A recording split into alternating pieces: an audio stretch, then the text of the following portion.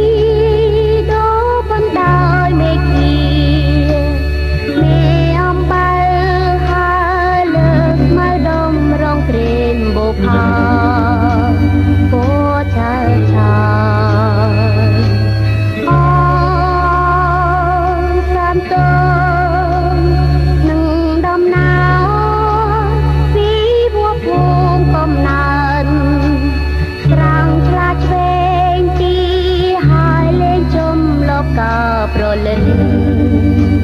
យ៉ាងសប្បាយអំពិលជារបងស្វាយជ័យលហុងរីសាយ